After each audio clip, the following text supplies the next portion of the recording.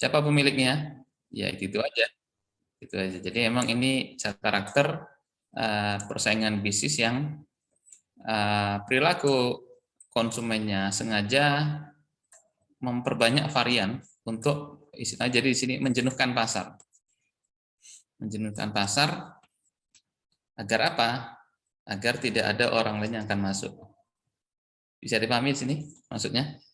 Anda nanti juga akan kalau nanti Anda menjadi penguasa pasar bisa jadi kan melakukan ini. Dan secara teori marketing itu betul. Secara teori marketing itu betul. Meskipun nanti dari sisi aturan persaingan usaha bisa jadi itu terlarang. Nanti jeda pesan saya kalau Anda mau melakukan ini, hati-hati jangan sampai nanti diindikasi melakukan penjenuhan pasar. Penjenuhan pasar. Ini tipikal namanya monopolistik. Jadi perusahaan sengaja seakan-akan memperbanyak produk di pasaran dan antar mereka bersaing meskipun dalam satu perusahaan yang sama. Contoh misalnya Pantene dengan Rejoice. Pantene dari mana? Mas Alif. Produk mana? Pantene. Sampo Pantene. Alif Kus Setianto. Nggak tahu, Mas? Kurang tahu nih. Nah, pakai sampunya apa? Nggak pakai sampo? Lifebuoy. Gimana?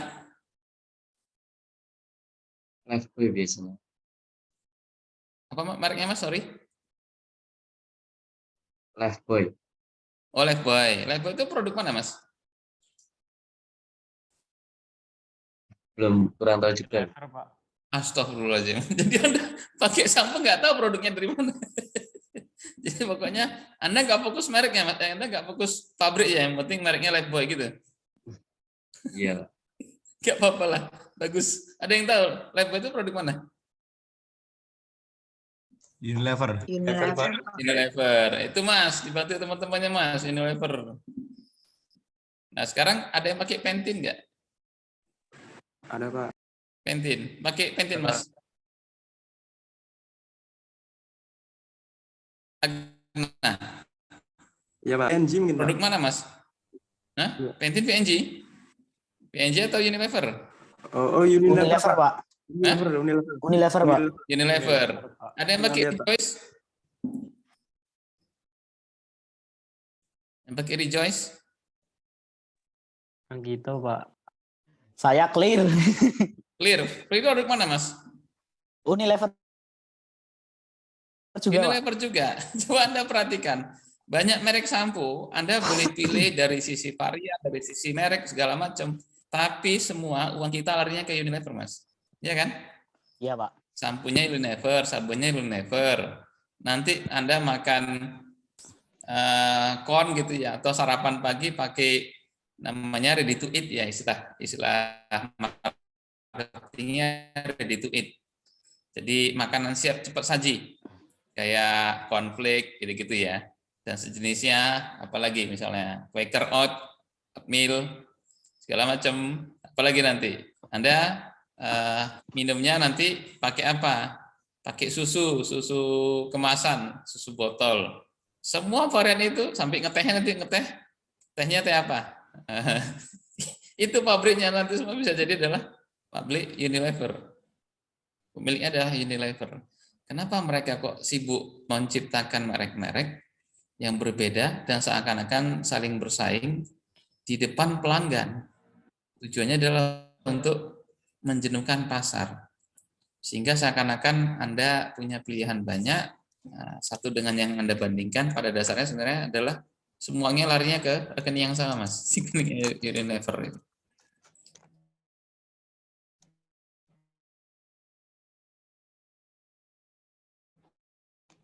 Ciri-ciri monopolistik di prodi biasanya, fungsi atau fitur. Ada sampo yang khusus untuk yang pakai hijab misalnya kan ya. Ada sampo yang untuk membuat rambut Anda seperti marshmallow gitu ya. Jadi sangat lembut ya kan, halus. Ya seperti itulah. Ada sampo yang Anda pakai itu nanti terasa segar, fresh seperti di kutub misalnya. Ada sampo yang wanginya melekat 8 jam gitu ya. Ada sampo yang untuk ngilangin ketumbe. Sampo ngilangin kutu ada nggak, Mas Anggito? Sampo ngilangin kutu, Pak. Ya. Belum pernah dengar, Atau Pak. Belum pernah dengar, sampo Pak. yang untuk ngilangin stres misalnya mau ujian. Nah, itu kalau ada mungkin perlu dibeli itu sama mahasiswa gitu ya. Ya itu belum dibuat sama Unilever. Mungkin nggak ada yang belum menemu formulanya bagaimana diferensiasi produk. Jadi memang produk tersebut dibuat meskipun dalam satu produsen yang sama, memang dibuat different. Different itu artinya ada berbeda ya. Diferensiasi artinya different kata dasarnya. Perbedaan dari sisi monopolistik, jadi dari sisi jumlahnya itu pemainnya mirip oligopoli, tapi dari sisi karakter persaingannya itu mirip persaingan kompetisi sempurna. Ciri-cirinya kira-kira seperti itu. Ini jumlah penjual relatif banyak, tapi seakan-akan banyak tapi tidak terlalu banyak sebagaimana persaingan kompetisi. Jadi biasanya pemainnya ya banyak, itu artinya tidak sebanyak kompetisi tapi tidak sedikit oligopoli. Jadi lebih banyak lah dari oligopoli. Maka tadi saya katakan dari sisi pemainnya itu cenderung mirip, jumlah produsennya itu cenderung mirip oligopoli tapi di atasnya. Tapi dari sisi karakter persaingannya persis mirip persaingan sempurna. Maka tadi ada istilah easy come easy go, keluar masuknya mudah. Dan ciri khas lain adalah monopolistik ini produk itu terdiferensiasi, terkotak-kotakkan, terpisah-pisahkan dari sisi apa? Dari sisi atribut. Tadi kan seperti sampo, tujuannya untuk apa? Untuk melembutkan, anti ketumbe, untuk menyegarkan, mengganti kulit. Saya kalau udah jadi iklan sampo gitu ya. Itu kira-kira seperti itu. Terdiferensiasi dari sisi layanan. Contohnya apa? Misalnya contohnya kita ingin memilih hotel misalnya. Hotel itu kalau kita bandingkan apa yang kita pilih ya? Kan ada memang hotel yang memang spesialisnya dia terkenal dengan makanannya yang variatif. Makanannya variatif dan masakannya enak. Ada hotel yang memang mengesankan dia bukan dari sisi menu makanan spesialisnya,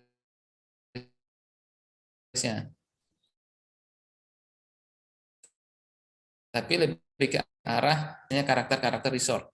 Anda kadang-kadang kalau nginep di resort itu tempatnya ya ini ya, biasanya resort itu nggak tinggi-tinggi gedungnya, jadi 2 lantai, paling tinggi 3 lantai, di tempat yang menarik, apakah pinggir hutan, pinggir pantai, atau pinggir sungai, bahkan kaki gunung, seperti itu. Pemandangannya indah, meskipun kadang-kadang makanannya nggak terlalu. Karena kenapa? Memangnya mereka kedepankan adalah tempat.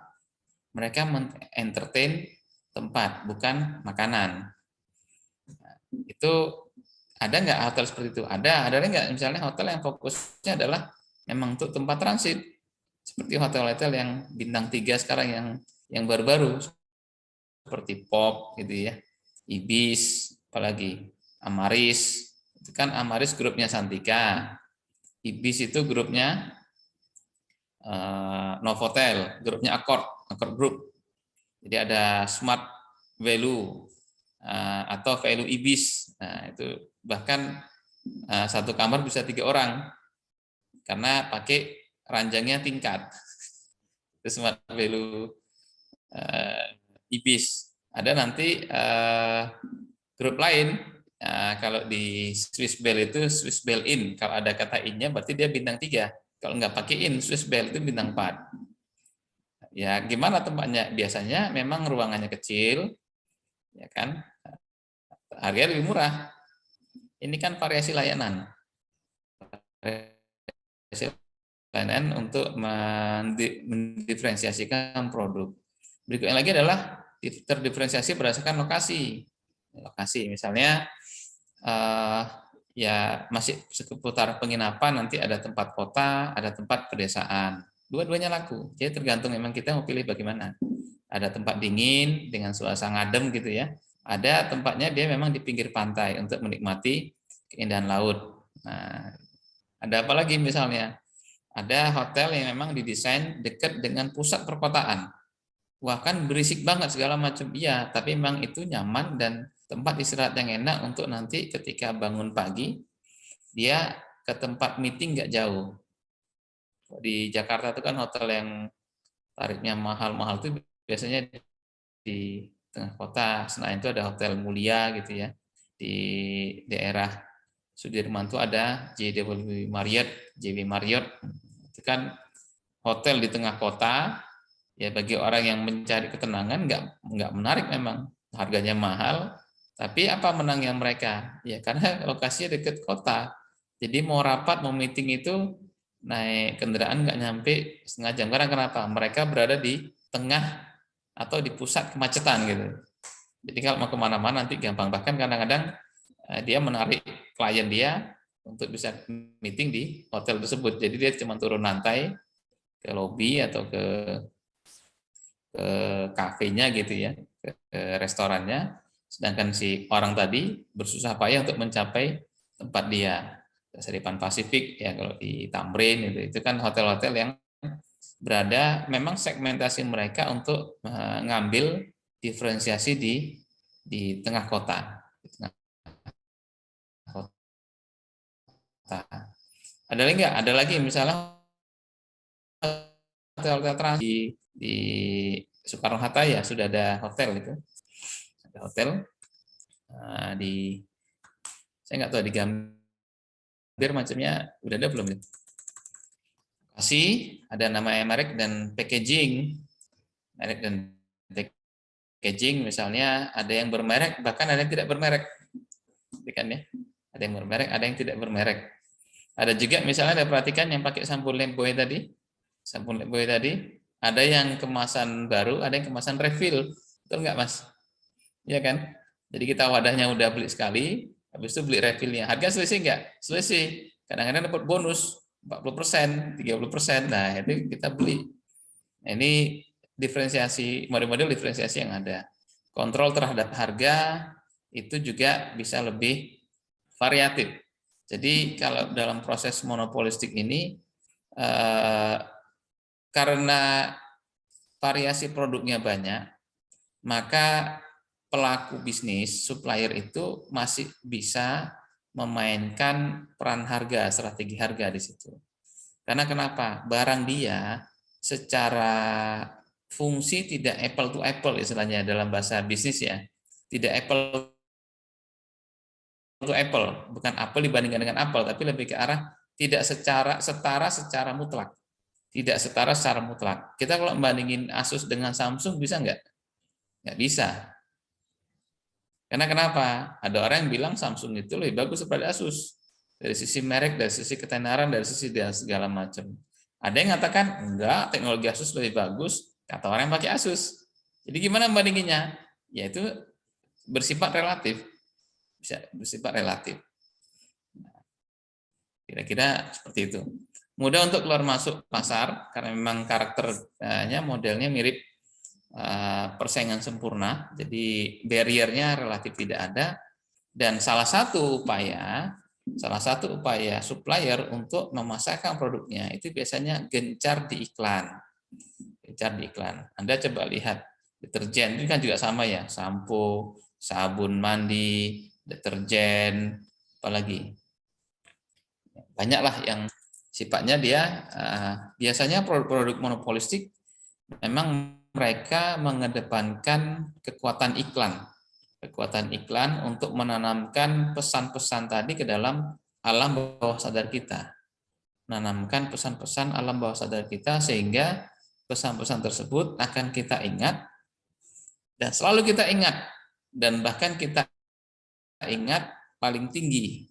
Ini istilahnya ada dalam marketing. Kalau selalu kita ingat namanya brand recall. Kita bisa mengingat kembali, merecall, memanggil kembali, namanya brand recall. Nah, ada kalau kita sebut satu produk, itu kita selalu menyebut yang pertama, itu namanya top of mind. Nah, salah satu upaya atau salah satu niat atau maksud dari iklan itu adalah membuat si pemirsa yang nonton iklan tersebut akan menempatkan yang di iklan tadi produknya itu di dalam top of mind pelanggan. Kalau itu berhasil, maka sukseslah iklan tersebut. Dan itu salah satu target atau misi dari sebuah iklan. Misi dari sebuah iklan. Anda pernah lihat nggak? Kadang-kadang iklan itu saking pengen diingatnya itu dibuat sangat konyol gitu. Sangat konyol. Ini biasanya iklan-iklan, saya lihat iklan-iklan di Thailand lebih kreatif ya daripada kita di sini ya. Iklan-iklan di Thailand itu kadang-kadang lebih kreatif daripada kita di sini. Meskipun kita dibandingkan Malaysia jauh lebih kreatif kita. Tapi di Thailand itu kadang-kadang banyak hal yang mereka buat itu ya, meskipun karena di sana lembaga sensornya nggak terlalu ketat ya seperti di Indonesia, norma-norma kesusilaan itu kadang-kadang banyak dilabrak sama Thailand ini. Itu banyak hal yang mereka desain iklannya sehingga memang membuat pelanggan ingat itu tidak dari kontennya, tapi dari konteksnya. Kenapa dia ingat iklan itu? Karena lucunya. Jadi bukan karena produknya, fiturnya enggak. Dia tidak pernah bicara masalah fitur. Tapi dia bicara masalah bagaimana mengingat produk tersebut. Dengan cara bagaimana? Dengan cara kekonyolan, dengan cara guyonan. Mas Anggito pernah lihat ini iklan jarum Sampurna Hijau. Kalau iklan jarumnya saja pernah lihat Pak, tapi kalau yang Sampurna Hijau belum tahu Pak. Nah, Mbak Josephine Karin pernah lihat Mbak? Enggak, Pak. Hah? Enggak ngerokok Mbak Karin? Enggak, Pak. Enggak ya, jangan sampai ngerokok ya Mbak ya. Enggak boleh ya. Ya, kalau 76 Pak. Jarum coklat atau jarum 76? Kalau 76 sering Pak. Kalau jarum yang pakai jin itu apa Mas? 76 atau Yang 76 Pak. Nah, 76. Wani Piro gitu ya. Itu kan itu salah satu jargonnya dia. Iya Pak. Ya, nggak nyambung kan ya jin dengan rokok. Betul nggak? Ada nyambungnya nggak jin dengan rokok? Nggak ada Pak. Ya, tapi itu yang diiklanin sama mereka. Betul kan? Betul Pak. Karena kenapa? Message iklan itu yang penting prioritas utamanya adalah diingat pelanggan. Jadi ada asosiasi ingatan, ada keterikatan atau hubungan ingatan antara iklan dengan produk. Masalah isinya nomor 12 Mas. Yang penting ingat dulu iklannya. Meskipun dia ingat adalah kekonyolannya. Ya nggak apa-apa. Masih kecil dulu Anda pernah lihat ini enggak? Iklan permen jagoan neon. Nah, jagoan neon Mbak Karin. Ini senangannya Mbak Karin ini. Iya, Pak. Pernah sering pakai juga Mbak? Nanti kalau melet gitu kelihatan enggak lidahnya biru gitu. Oh, Ya. Ada kan ya iklan itu? Ada kan? Pak. Dan kadang-kadang iklannya garing kan ya? Diulang-ulang gitu kan ya. Ya tapi nggak apa-apa, memang itu sengaja dibuat minimal mengingat. Jadi gini Mas, Mbak, daripada Anda buat iklan, kontennya bagus, isinya informatif tapi tidak mudah diingat orang, itu jauh lebih jelek dibandingkan iklannya nggak nyambung tapi diingat orang. Karena kenapa? Misi pertama adalah mengingatkan produk. Bukan tidak mesti menyampaikan konten produk. Meskipun yang lebih paling ideal adalah produk tersebut kontennya tersampaikan, mudah diingat sama pelanggan, dan akhirnya terbentuk sebuah image yang baik dari pelanggan tersebut. Jadi iklan dia jadi satu satu joke gitu ya, satu slogan atau satu bahasa slang gitu ya kita ya, bahasa slang yang berada di masyarakat. Itu indikasi produk itu iklan tersebut masuk di dalam benak masyarakat. Contohnya apa? ada istilah Wanipiro. Nah, itu kan iklan apa tuh, Mas? 76 Pak. 76 tadi ya? Nah, Iya, Pak. 76. Apalagi yang lain misalnya. Kata-kata yang beredar di masyarakat dan itu berasal dari iklan. Itu indikasi si master desainnya yang membuat iklan itu bisa memilihkan sebuah kata yang nanti memang mudah diingat, gampang diingat ya, dan mudah terasosiasi. Itu lebih utama ketimbang Anda sibuk menyampaikan fungsi dari fitur tersebut. Karena bisa jadi yang orang inginkan itu pertama adalah yang penting ingat dulu, Mas. Daripada proses iklannya bagus tersampaikan gitu ya, isi fiturnya lengkap disampaikan, tapi orang ngantuk nontonnya. Nah, itu nggak menarik. Itu nggak menarik itu. Kalau dulu iklan deterjen itu saya ingat mencuci dengan 11 jari. Iklan apa tuh? Saya sapa yang mbak-mbak ini. Jangan Mbak Karin deh, yang lain lagi. Kasturia. Mana orangnya ini? Iklan apa, Mbak? Iya, Pak. Apa, Mbak, iklan mencuci dengan 11 jari? Kurang tahu, Pak. Nah, berarti Mbak nggak ini. Nggak nonton drakor? Tidak, Pak. Nggak, jadi nonton apa? Film India? Biasanya dari Avengers gitu-gitu sih, Pak, Oh, nontonnya. gitu. Sekali nonton film India lah biar nangis. Nggak usah Mbak, udah bagus itu, nggak usah nonton aja lah. Itu misalnya kalau dalam deterjen tuh sampai ada istilah mencuci dengan 11 jari. Udah tahu dia kan yang buat iklan ini kan udah tahu manusia itu punya 10 jari. Kalau punya 11 jari namanya cacat gitu kan ya. Tapi hanya untuk mengambil mengambil satu message yang diingat dan menjadi satu hal yang memang lain dari yang lain itu, akhirnya si pengiklan, master iklannya menyebutkan sebuah istilah baru, mencuci dengan 11 jari. Nah, jadi seakan-akan deterjennya itu sangat membantu para ibu-ibu untuk mencuci pakaian. Kan salah sebenarnya, tapi malah itu yang jadi diingat oleh masyarakat. Sampai sini mungkin ada pertanyaan? Monopolistik, saya ulangi lagi. Jadi monopolistik karakternya adalah jumlahnya mirip oligopoli tapi lebih banyak, tapi karakter persaingannya mirip kompetisi sempurna. Kalau nggak ada pertanyaan, kita lanjut masuk ke topik yang berikutnya adalah pasar persaingan tidak sempurna. Yang berikutnya adalah oligopoli. Oligopoli, jumlah pemainnya lebih sedikit dibandingkan monopolistik. Nah, persaingan tidak sempurna kali ini merujuk pada suku pasar yang terletak di antara persaingan sempurna dan monopoli murni. Meskipun nanti di tengahnya ada namanya duopoli. Apa karakteristik oligopoli?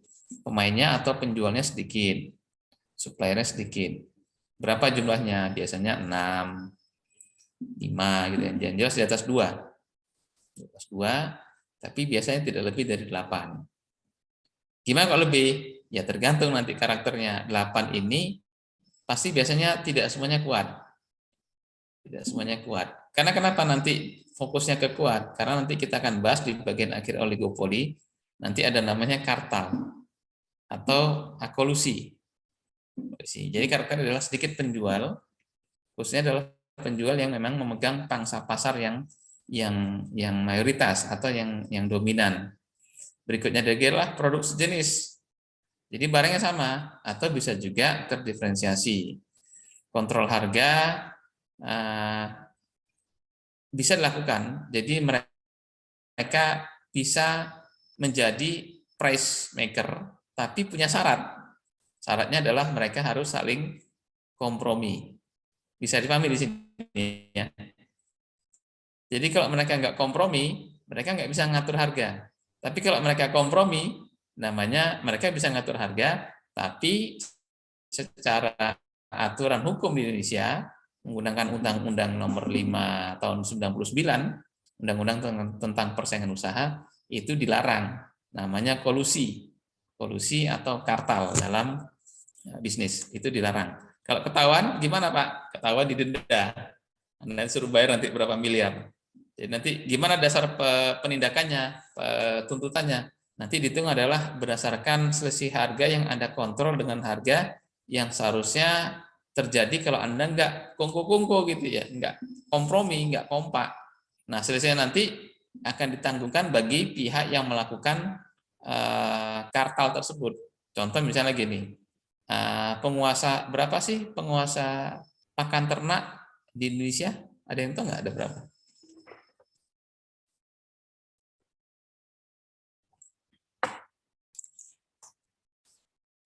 Ada yang di sini orang tuanya bisnis pakan ternak ini, bisnis ternak? Ayam khususnya ya, unggas rata-rata. Ada? Tara Nurlita, mana orangnya nih?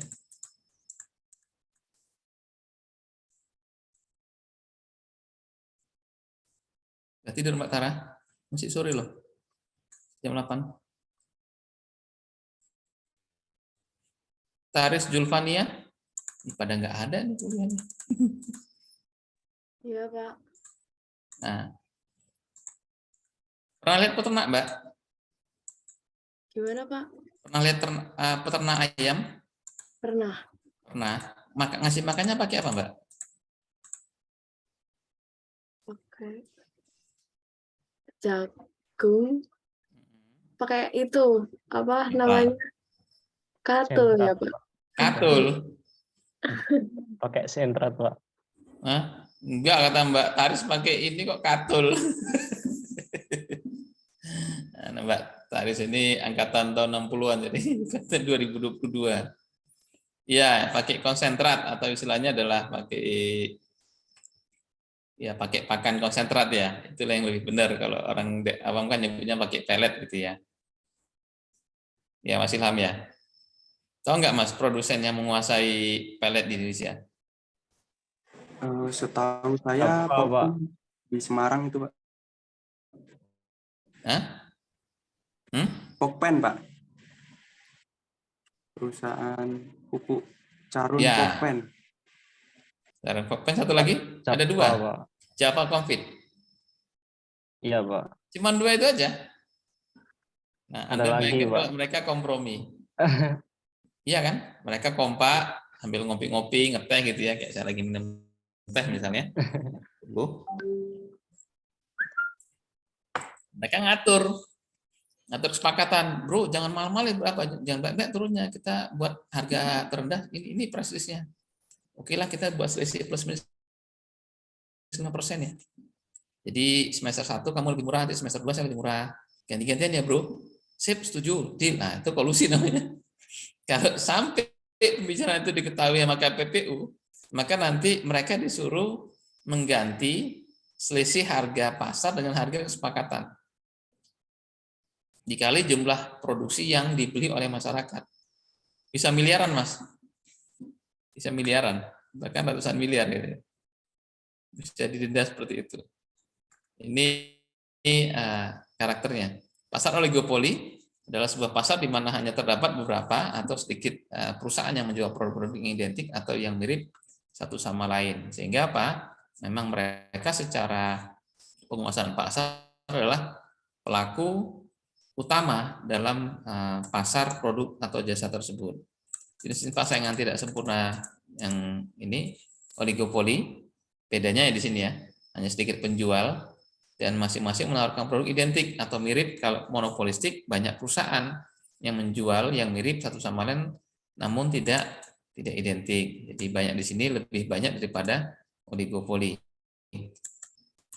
Ini kira-kira ilustrasinya seperti yang sudah disampaikan. Pasar dengan hanya sedikit penjual. Sifat utama yang mencolok dari oligopoli adalah adanya kuatnya tarik-menarik antara kerjasama dengan kepentingan sepihak di antara perusahaan yang ada. Jadi problematika oligopoli ini menjadi tugas utama KPPU. KPPU singkatan dari Komisi Pengawas Persaingan Usaha adalah mentelengi gitu ya, mengawasi, memperhatikan perilaku dan gerak-gerik para pelaku bisnis oligopoli atau yang lebih parah lagi adalah duopoli. terjadi nggak kesepakatan.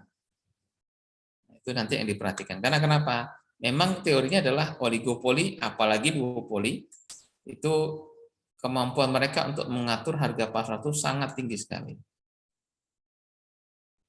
Nah, dalam model teori oligopoli, kita nanti mengenal ada namanya teori tingkat demand.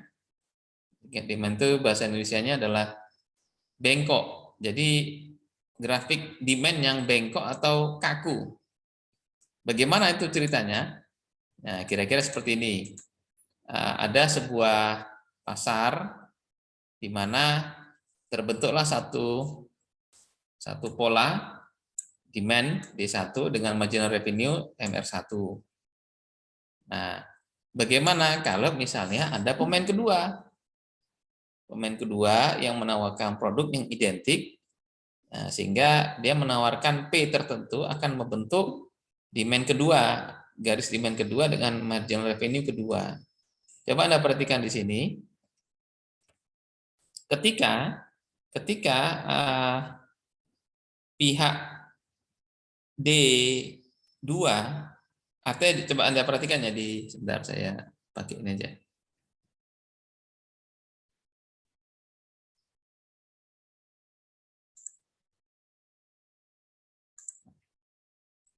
Jadi ini ada di D1, ini ada di 2. Jadi seakan-akan ini adalah demand yang dipasarkan atau ditawarkan oleh supplier kedua. Ini demand yang ditawarkan atau dipasarkan oleh perusahaan pertama. Nah, kalau terjadi pangsa pasar yang non oligopoli, non kolusi atau non kesepakatan, maka biasa terbentuk seperti ini. Ini kan akan ketemu titik temu antara penawaran D1 dan 2 pada titik P dan Q tertentu di titik ini ya. Maka tingkat demand itu artinya seperti ini. Disebut patah itu karena nanti akan terbentuk grafik, saya jelaskan dulu. Nah, ini. Bahwasanya ketika terjadi penurunan harga, ini Anda perhatikan, harga D2 kan lebih kecil daripada D1. D2 kan lebih kecil daripada D2, lebih mahal harganya daripada D1. Apa yang terjadi? Maka kecenderungannya D2 nanti akan mengarah ke D1 harganya. Bisa dipahami di sini. Jadi kalau ada persaingan seperti ini grafiknya, maka kecenderungannya adalah perusahaan kedua yang dia awalnya memiliki demand 2. Setelah titik Q ini kan akan cabang nih. Ini kan titik temunya. Apa yang terjadi setelah Q 0? Artinya bagaimana tingkat penjualan ketika Q lebih besar daripada titik Q 0. Nah, tingkat demand mengatakan adalah di atas Q 0, setelah Q 0.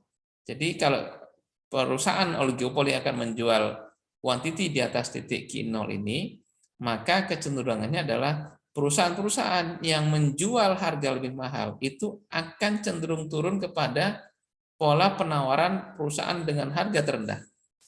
Maka terbentuklah grafik yang tebal ini. Grafik yang tebal. Kira-kira seperti itu. Tapi, dan satu lagi, lanjutkan lagi. Namun kebalikannya, ketika ada perusahaan di satu misalnya, kan aslinya kan grafiknya lurus. Ya kan?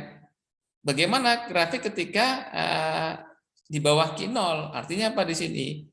D1 yang grafiknya seperti ini, yang awalnya lurus ya ini, dia kan sebenarnya di bawah Q0 harganya lebih mahal dibandingkan D2. Apa yang terjadi? D1 itu nanti secara otomatis mengikut justru D2. Artinya di sini apa? Perusahaan D1 yang meskipun nanti setelah Q0 dia memiliki harga lebih murah, tapi ketika dia di bawah Q0, dia akan cenderung mengejar kepada pola harga di perusahaan yang lebih murah penawaran harganya. Jadi perusahaan yang memiliki penawaran harga lebih tinggi, kecenderungannya adalah mengikuti harga yang lebih rendah. Apa yang terjadi ketika perusahaan menaikkan harga? Misalnya kan tadi kan D1 ini kan udah terpola. Nah, D1 ternyata pengen ngotot jual dengan harga mahal. Maka apa yang terjadi? Perusahaan nggak mau naikin harga. Jadi di sini king cat demand itu bahasanya seperti teorinya. Ketika supplier atau para penjual menaikkan harga, ketika para supplier menaikkan harga pada pasar oligopoli, maka perusahaan belum tentu ikut menaikkan harga sebagaimana kenaikan harga dari perusahaan-perusahaan yang ada. Jadi kalaupun dia naiknya nggak banyak. Bahkan cenderung kalau bisa bertahan. Karena kenapa? Ya di titik itu dia mesti nyaman. Misalkan di satu naikin ini. Di dua kan sebenarnya bisa aja naik dia dari sini ke atas. Tapi dia nggak mau. Tetapi kebalikannya, ketika ada perusahaan menurunkan harga, misalnya ini kan di satu kan ketika melebihi titik Q, dia Q0 ya. Dia bisa turun harga. Apa yang terjadi? Maka semua perusahaan supplier, kalau ada D2, D3, dan seterusnya, itu kecenderungannya akan mengikuti penurunan harga dari perusahaan terendah. Di sini artinya apa? Sebenarnya secara natural, kalau tidak terjadi kolusi, kecenderungan harga oligopoli itu adalah selalu cenderung turun lebih rendah, sebagaimana mirip-mirip monopoli. Yang jadi masalah adalah, ini kan coba Anda perhatikan, kalau naik, dia nggak mau ikut naik, karena dia takut nanti ditinggalkan atau dipotong oleh pemain yang lain. Tapi ketika ada yang turun, maka semuanya anjlok turun. Jadi kenaikan tidak direspon seagresif penurunan harga. Kalau naik, dia wait and see, dan naiknya mungkin nggak se-ekstrim teman-temannya. Tapi giliran turun, maka semua perusahaan berlomba-lomba untuk mencapai penurunan harga tertingginya. Kalau artinya di sini apa? Sebenarnya perusahaan oligopoli yang tidak melakukan kolusi, maka sebenarnya namanya non-kolusif oligopoli, itu nggak masalah. Itu nggak masalah. Yang jadi masalah adalah ketika nanti terjadi kolusi. Bisa jadi bentuk grafiknya adalah dia pada saat Q0 di bawah atau sebelum Q0 dia ambil yang tertinggi, dan ketika melewati titik Q0 dia ngambil yang tinggi juga. Bisa nggak pasar melakukan itu? Bisa, kalau sesama suppliernya kompak mereka. Ayo dong kita saling gotong royong. Ketika di bawah titik 0, saya nggak bisa, skala ekonomi saya rendah. Karena kenapa? Investasi saya sangat besar di awal.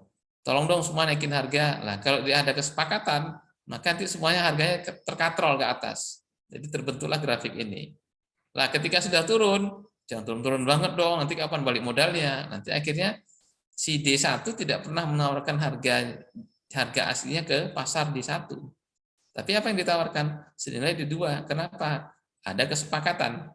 Jadi yang terbentuk grafiknya nanti bisa jadi yang ini. Saya tunjukkan ini. Kira-kira seperti itu. Itulah kenapa perilaku oligopoli yang bersifat kolusif, kesepakatan, itu yang dikejar-kejar sama pemerintah, namanya adalah KPPU. Jangan sampai terjadi. Pernah terjadi nggak bisa? Sering. Anda pernah lihat, pernah ingat dulu nggak kasus hilangnya kedelai dari pasar, sehingga susah makan tempe sama tahu. Kedelai nggak ada, kan nggak mungkin tahu dari singkong, nggak bisa. Kedelai dari singkong, nggak enak juga. Itu permainan siapa? Permainan para importir kedelai. Karena kedelai di kita ini nggak cocok ditanam. Kedelai itu pada dasarnya adalah tanaman subtropis. Nah, tapi yang aneh kita di sini senangnya makan kedelai jadi makanan tradisional. Ini siapa yang buat ulah nggak tahu ya. Jadi problem itu bagi kita. Yang kedua adalah kasus berapa tahun yang lalu naiknya harga bawang putih. Itu juga sama, kartel itu. Kalau nggak salah, KPPU menghitung kerugian yang diakibatkan kartel bawang putih itu bagi total masyarakat Indonesia, itu kerugiannya senilai 2 triliun. Anda bayangkan 2 triliun, kalau dikuasai oleh 10 pedagang, importir besar, maka Anda bagi sendirilah 2 triliun bagi 10. Apakah bagi rata atau bagi nggak rata, Anda tahu kan angkanya berapa. Itu konsekuensi atau resiko kalau terjadi kartel, kolusi, dalam pasar oligopoli. Sampai sini ada pertanyaan?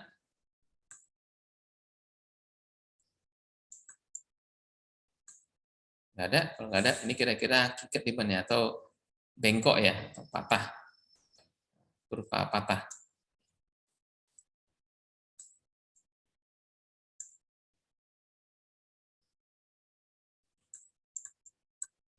Penjelasannya. Yang berikut lagi adalah kartel dan kolusi. Kartel adalah sekelompok perusahaan atau produsen yang melakukan tindakan bersama-sama. Jadi mereka punya kesepakatan untuk melakukan tindakan bersama. Sedangkan kolusi, kesepakatan antara perusahaan di suatu pasar tentang kuantitas produk dan harga produk.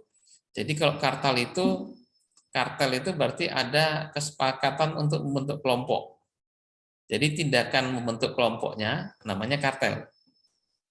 Biasanya perilaku kartel adalah melakukan kolusi. Jadi tindakan untuk membentuk kelompoknya namanya kartel, maka istilah kita ada namanya kartel BBM. Ini sering disebut atau sering digaungkan sama ekonom UI, Pak Faisal Basri. Itu dia nyebutnya kartel. Kartel atau kartel mafia BBM Indonesia. Posisinya di Singapura. Ya, Anda cari sendiri ya. Setelah mengatur harga beli BBM di Pertamina dan seterusnya. Ini kita nggak usah kuliah politik gitu ya. Itu namanya kartel, sekelompok perusahaan. Tindakan mengelompoknya namanya kartel. Biasanya kalau sudah terbentuk kartel, maka apa yang mereka lakukan? Kolusi. Apa kolusinya? Kolusi harga, kolusi produk.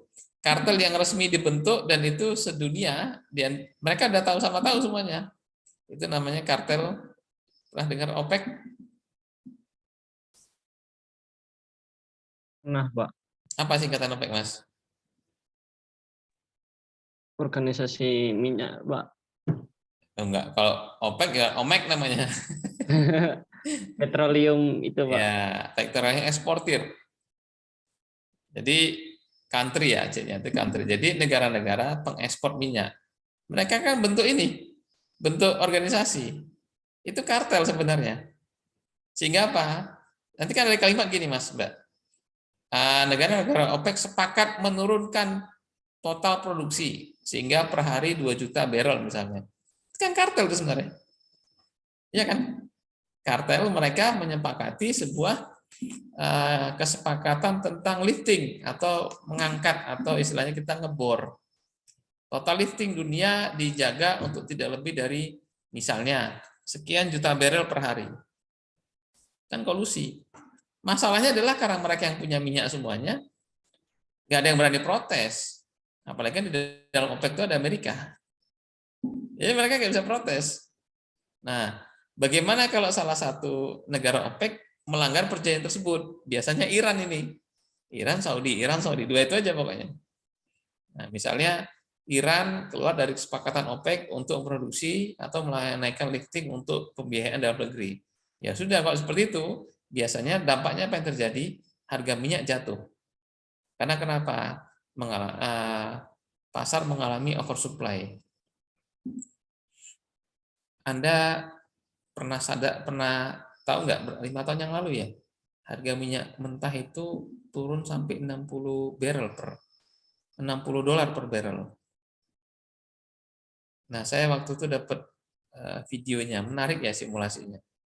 Jadi ternyata impor barang itu, ekspor minyak mentah itu kan dia harus melalui vessel-vessel besar raksasa gitu ya, yang memang harus disewa oleh perusahaan minyak untuk dijual ke pasar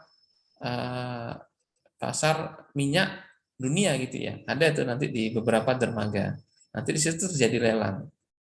Anda bayangkan kalau sudah ngontrak vessel yang panjangnya bisa jadi 1 kilometer gitu ya. Panjang kapal 1 kilometer.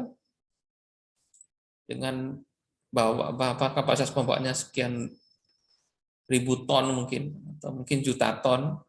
Berapa biayanya itu? Nah, ketika masuk ke dalam antrian lelang, harganya nggak masuk. Itu kan buah si malakama. Kita tahan harga kena sewa, dan ongkos parkir, motornya kena parkir, apalagi kapal tanker kan kena parkir, betul kan ya? Ditambah sewa kapalnya, nahan harga kena sewa, ngelepas harga jatuh. Coba pilihannya gimana? Nggak ada yang dipilih jawabannya. Nggak ada yang dipilih. Nah ini biasanya akhirnya para eksportir minyak, provider minyak itu ketika sudah kondisi seperti itu, biasanya mereka tetap akan melepas harga sesuai dengan tarif atau harga lelang pasar waktu itu.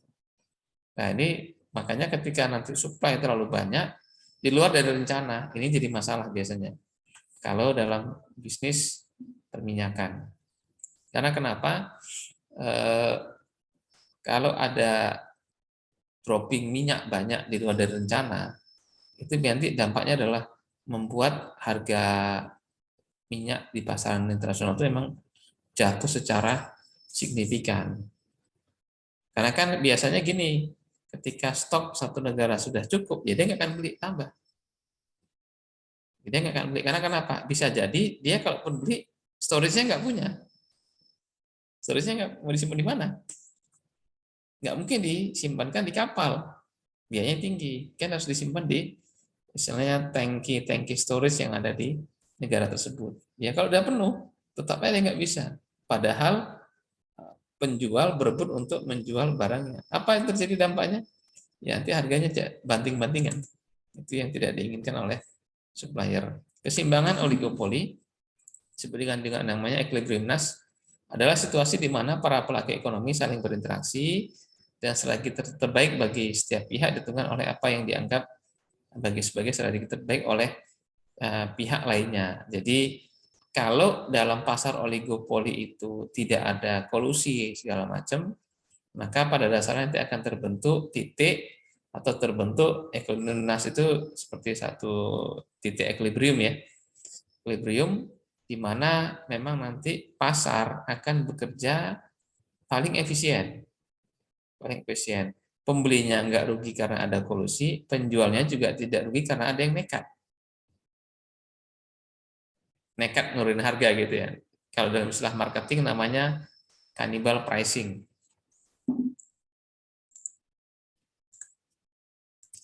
Cannibal pricing. Jadi strategi menghancurkan harga di mana satu pihak itu menjual harga jauh di bawah harga aslinya mereka.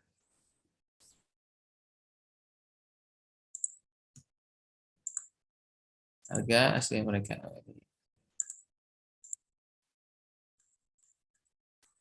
Kira-kira seperti itu. Gitu. Sampai sini. Ada pertanyaan ya? Lanjut lagi. Jika perusahaan dalam satu pakai garis.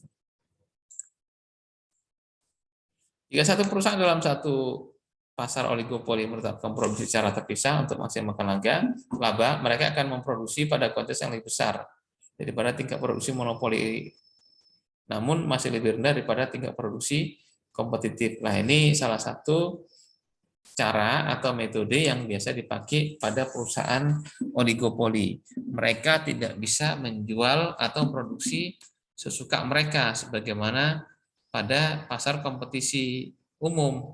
Karena kenapa? Karena nanti perilaku yang mereka kerjakan itu nanti akan segera direspon oleh pemain lain dan nanti dampaknya bisa jadi merusak semua harga.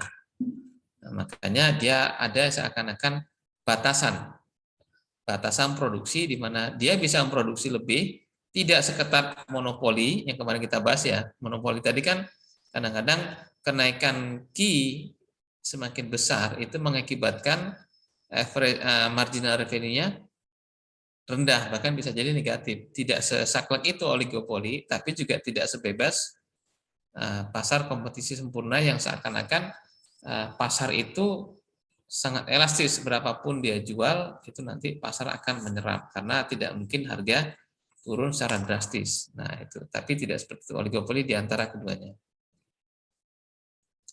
harga pada pasar oligopoli lebih kecil daripada harga pada monopoli, namun masih lebih besar daripada harga kompetitif. Jadi seakan-akan harganya di antara dua posisi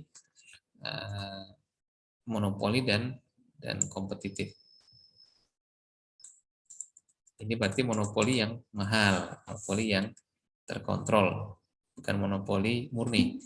Pengaruh ukuran oligopoli terhadap harga pasar untuk meningkatkan penjualan dapat mempengaruhi harga dan kuantitas.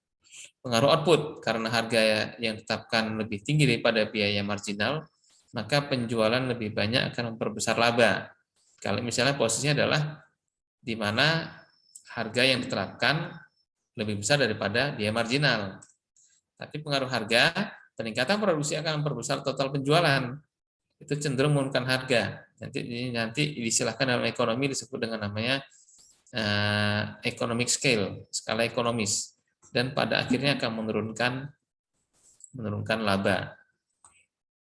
Ini posisinya seperti itu. Maaf, pengaruh harga, peningkatan produksi akan memperbesar total penjualan dan cenderung menurunkan harga karena kenapa? Jumlah supply di pasar itu melimpah. Nanti jadi tadi bukan harga pricing ya, tapi harga. Saya ulangi lagi, pengaruh harga di sini, kalau kita memproduksi barang lebih banyak, maka barang yang ada di pasar akan semakin tinggi. Apa dampaknya? Ketika barang semakin banyak, maka kecenderungan harga semakin turun. Karena kenapa? Terjadi nanti oversupply produk yang ada di pasar. Itu namanya kalau di istilah nanti di topik lain beban mati ya, bobot mati namanya, bobot mati.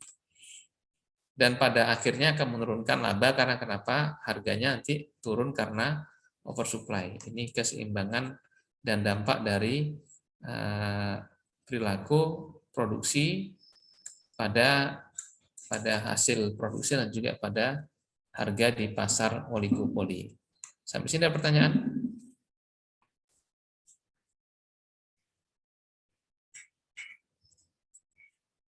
Nggak ada? Belum, Pak. Oke, kalau nggak ada kita lanjut ya. Ini materi terakhir. Oh ya, sebelum lupa Mas, Mbak. Nanti kita ada sekali kuliah ekonomi syariah yang mengisi nanti bukan saya. Saya undang yang ahlinya aja. Beliau adalah Ustadz Abdul Wahab. Beliau salah satu pengisi di Rumah Fikih Indonesia. Alumni beliau S2 ya, magister alumni King Saud Jakarta, University Jakarta. Nanti akan mengisi materi. Cuman waktunya saya lihat biar nggak seperti ini, Mas. Kasihan nanti Ustadznya jauh-jauh isinya off kami semuanya. Saya minta agendanya pagi dan beliau sampaikan kalau pagi itu lebih enak Sabtu. Dan Anda kan nggak ada kuliah ya Sabtu ya? Iya, Pak. Nah, Sabtu jam 8 biasanya sampai zuhur, nanti zuhur berhenti. Baik, Pak. Materinya banyak memang. Itu dirapel, itu satu semester dirapel jadi 3 jam. Agak ngebut nanti. Cuma nanti saya minta beliau akan harus mengirimkan materinya dulu, nanti bisa Anda baca. Sehingga nanti saat materi tersebut menyampaikannya agak ngebut, ya sudah ada bahannya ya untuk dibaca sebelum pertemuan tersebut. Nanti mungkin saya akan kabari koordinator ya. Kira-kira waktunya nggak mungkin besok ya, kan besok Sabtu. Iya, Pak. Sabtu depan atau Sabtu depannya lagi. Nanti dicari waktu yang longgar bersama. Karena gini, kurikulum yang baru ini, ekonomi syariah masuk satu nilai sendiri, satu UKD sendiri. Nanti jadi mungkin nanti jumlah variasi soalnya saya harus tambahin. Itu ya Mas, tolong nanti ya diingatkan atau dikabari ke saya. Baik, Pak. Apakah Sabtu depan tanggal 11 atau Sabtu depannya lagi tanggal 18? Biasanya pagi online. Baik, Pak. Terima Ya. kasih. Ya, makasih Mas. Lanjut ya. Macam-macam persaingan tidak sempurna sudah dibahas. Yang monopoli sudah, yang kita masuk sekarang ke duopoli. Ini monopoli sudah ya.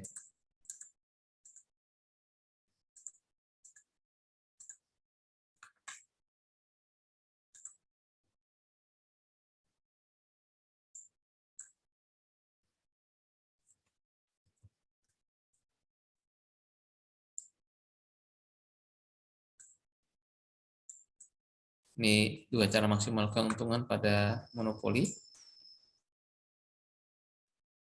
Mendekatkan biaya total dan hasil penjualan total dengan cara pendekatan biaya marginal dan hasil penjualan marginal. Jadi ngopreknya di situ. Jadi monopoli sudah diulang nih tadi ya. Ini belum saya ganti. Ini mungkin sedikit penjelasan kebijakan pemerintah terhadap harga. Pemerintah menanggapi soal persoalan monopoli dengan melakukan salah satu dari 4 cara. Ini sudah kemarin ya. Diskriminasi harga juga sudah.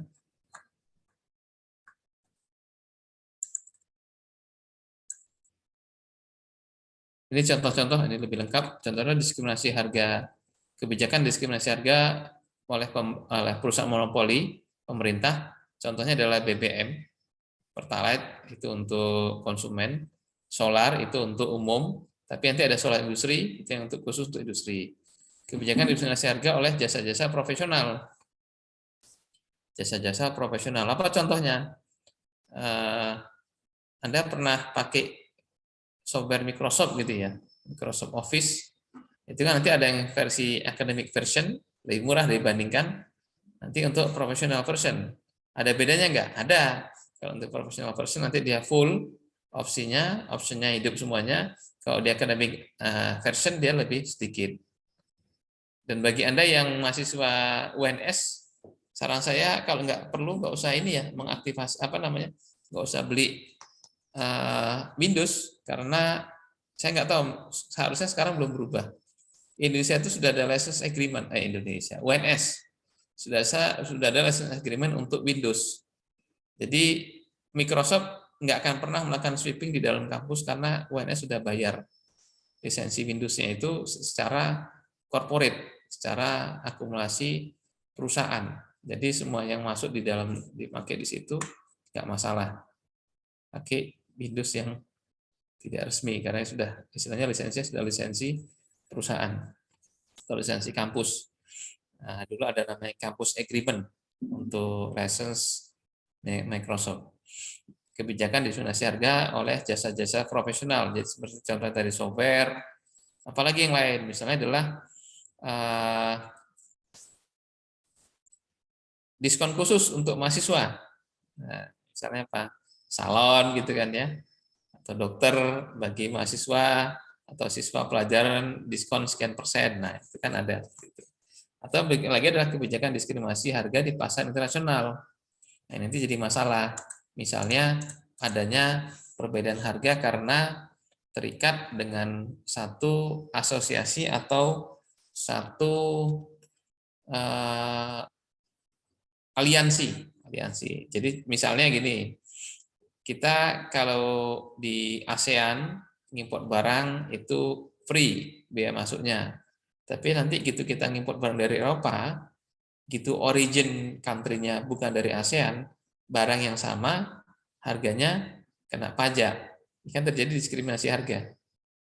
Kalau dari ASEAN, misalnya gini, Anda ngimport barang, contohnya misalnya apa ya, mobil lah katakan, mobil. Kita kan kadang-kadang import barang mobil buatan Thailand, pabrik Thailand, Honda sebagian itu di Thailand, apalagi Kia itu sebagian di Thailand. Nah, itu tapi kalau misalnya pemerintah memberlakukan pajak impornya tidak sebesar kalau nanti kita ngimpor dari Korea. Jadi produknya sama, mereknya sama, tapi ketika origin country-nya berbeda, bisa jadi nanti terjadi perbedaan tarif pajak. Nah ini nanti biasa terjadi dalam bisnis internasional, disebut dengan namanya kebijakan diskriminasi harga karena aliansi tertentu. Bisa seperti itu. Nanti ada aliansi negara-negara North Amerika, nanti ada aliansi negara-negara Afrika, aliansi ASEAN, ada AFTA plus Cina dan seterusnya. Itu bisa jadi nanti beberapa hal membuat terjadi perbedaan harga atau diskriminasi harga karena kesepakatan beberapa negara dalam satu region tertentu. Kita masuk ke pasar duopoli. Pasar duopoli itu apa? Adalah pasar yang dikuasai oleh dua perusahaan. Terdapat hanya dua penjual dengan banyak pembeli. Atau kebalikannya, kalau nanti pembelinya dua, penjualnya banyak, itu duopoli. dua option. Itu dari sisi jumlah penjual. Duopoli itu berarti 2 penjual saja. Udah kemarin saya kasih tahu ya, contohnya kalau di Indonesia itu ada Indomaret dengan Alfamart, saya menilai itu duopoli. Kalau di dunia itu ada Airbus dengan Boeing, gitu kan ya. Ada Coca-Cola dengan Pepsi, itu duopoli. Pemain utamanya mereka-mereka aja. Sehingga harga ditentukan secara sepihak oleh kedua penjual tersebut. Jadi dia mirip monopoli tapi punya teman. Baik dengan kesepakatan atau tidak. Ya biasanya rata-rata sepakat, biar supaya nggak saling menjatuhkan. Ini jumlah oligopoli, lebih dari 2, kurang dari 10, biasanya antara 6 sampai 8.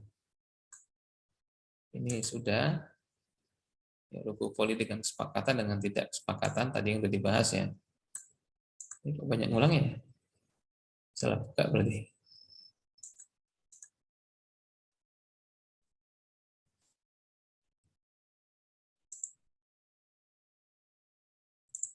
Bentuk hambatan masuk dalam oligopoli, pertama adalah skala ekonomis. Ini bentuk-bentuk entry barrier ya, atau hambatan masuk dalam bisnis oligopoli. Ada apa aja misalnya? Pertama adalah skala ekonomis. Saya ngasih contoh, ini yang lagi rame ya. Sekarang ada kasus melanggar hukum, apakah kolusi atau korupsi dalam pengadaan tower misalnya. Itu kan konsorsium dari beberapa provider telekomunikasi. Susah tuh bangun provider telekomunikasi. Karena kenapa? Dari sisi skala ekonomisnya berat untuk masuk. Sehingga akhirnya apa yang terjadi?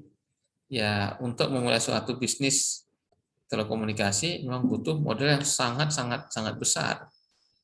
Sehingga nggak usah pun dikasih aturan minimum berapa, dari sisi skala ekonomisnya sudah terbentuk sendiri secara otomatis di pasar. Telah terjadi barrier untuk masuk ke bisnis sistem atau ke industri atau ke area bisnis telekomunikasi misalnya. Apalagi saat hari ini penerbangan, kan sudah 2 blok aja, kubunya Garuda dengan kubu Lion. Yang lain-lain itu ada sih kayak Susi Air, terus Nusa Air, ada Pelita Air, itu kan sangat kecil sekali komposisinya, nggak worth it lah gitu ya, nggak nyampe 10%.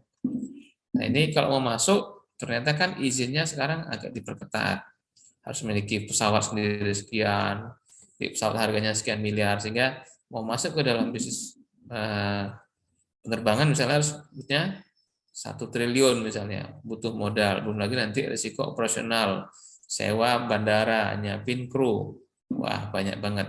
Ya, akhirnya secara otomatis tidak pun dibuat aturan yang terlalu detail masalah skala ekonomi, tapi skala modal sendiri sudah menjadi entry barrier bagi perusahaan untuk memasuki satu kelompok segmen pasar tertentu. Yang berikut lagi adalah hambatan oligopoli karena adanya perbedaan tarif biaya produksi. Jadi HPP-nya jomplang. Karena kenapa jomplang? Pemain-pemain yang sudah ada itu besar-besar dan mereka punya skala produksi yang sangat efisien, sehingga pemain baru masuk pasti harganya mahal. Biasanya seperti itu. Pemain baru masuk pasti harganya mahal. Jadi harga mahal bukan karena barangnya bagus, tapi HPP mereka nggak bisa ditekan sebagaimana pemain lama yang sudah eksis duluan untuk menjalankan bisnis. Yang berikut lagi adalah keistimewaan hasil produksi. Ini biasanya karena temuan teknologi atau hak paten tertentu yang mengakibatkan produk-produk yang ada itu sulit untuk ditiru. Sulit untuk ditiru karena memang punya kekhasan tertentu atau keistimewaan kualitas produk yang ada. Apa contohnya? Ya, saya sebut mungkin kalau untuk produsen pesawat terbang, pesawat tempur, kalau tadi pesawat terbang komersil kan cuma 2 ya, Boeing dengan Airbus. Ada sih yang lain seperti Cessna, ada Bombardier segala macam. Tapi lihatlah kasus Garuda. Kan itu salah satu yang ditelisik adalah karena Bombardier itu ternyata kurang efisien bahan bakar. Akhirnya jadi salah satu penyebab kerugian Garuda. Nah, kalau untuk pesawat tempur, pemainnya ya lebih banyak daripada 2. Tapi Anda perhatikan masing-masing punya kekhasan dalam teknologi pembuatannya. Jadi nanti ada yang spesialis manuver, ada yang spesialis terbang tinggi, ada yang spesialis kecepatan, ada yang spesialis ketajaman rudal atau ketajaman sensor dia, ada spesialis macam-macam. Sehingga akhirnya masing-masing pesawat memiliki ciri khas dalam kualitas produksinya. Itu hambatan masuk oligopoli. Ini penilaian terhadap pasar oligopoli, ada efisiensi penggunaan sumber daya, perkembangan teknologi dan inovasi, dan juga keuntungan perusahaan sehubungan dengan beraktivitasnya mereka dalam satu pasar oligopoli. Contohnya, ini sudah tadi ya.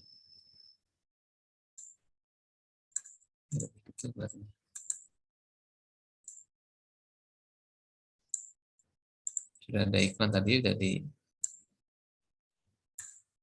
ini ada sedikit pandangan miring melalui promosi, melalui iklan ya. Ini perusahaan melakukan kegiatan iklan untuk mencapai tujuan, memberikan penerangan pada konsumen. Tadi saya jelaskan dikit ya. Menekankan bahwa produk yang dihasilkan adalah barang yang baik, jadi masalah fitur, memelihara hubungan baik dengan konsumen. Pandangan yang mendukung iklan seperti ini, tapi ada juga pandangan yang tidak setuju dengan iklan, seperti iklan, pemborosan, segala macam. Bahkan sekarang sudah muncul yang namanya iklan melalui sosial media. Nah, ini kan nanti bagaimana bentuknya, itu nanti lebih ada plus minusnya. Oke, sudah selesai. Ada pertanyaan? Sebelum kita akhiri. Saya masih punya utang ini ya, satu kali pertemuan untuk kelas apa itu? Kelas A, B. Kelas A dan B, Pak. Nah, A dan B. Kita buat nanti terpisah aja ya, untuk menjelaskan dulu di awal-awal ekonomi persaingan sempurna ya. Kalau bisa dibuat ini Mas, kelas gabungan gitu, nanti offline. Baik, Pak. Nanti Setelah waktunya Pak Danu ya, pas jadwal kosong, ya nggak mesti di jamnya PIE, nanti ada kosongnya kapan, kita agendakan gitu ya, kelas offline sekali, kelas gabungan, 2 kelas.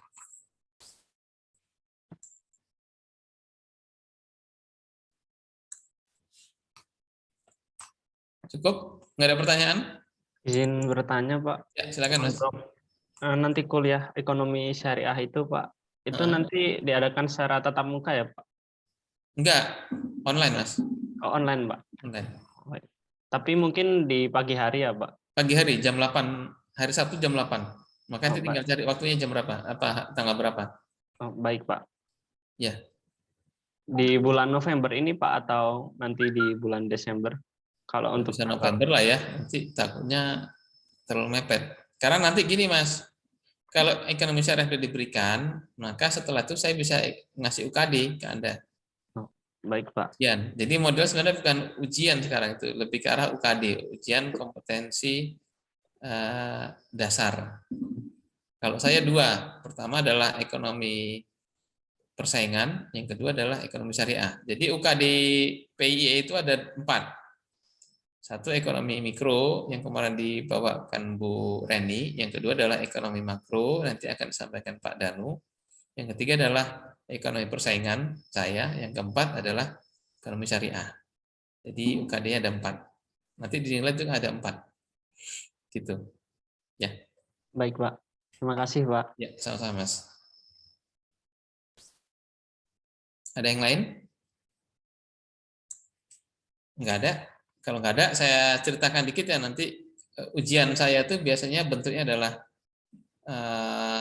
multiple choice, tapi saya maunya ujiannya offline, jadi nanti di kelas bersamaan gitu ya, ujian bersamaan. Cuman emang ciri khas dari saya yang buat kadang-kadang jadi nggak nyaman mahasiswa, saya terbiasa ujian itu close book, meskipun soalnya cuma multiple choice. Kan simpel toh jawabnya. Jadi bagi saya itu soal itu gampang jawabnya tapi sulit mikirnya gitu.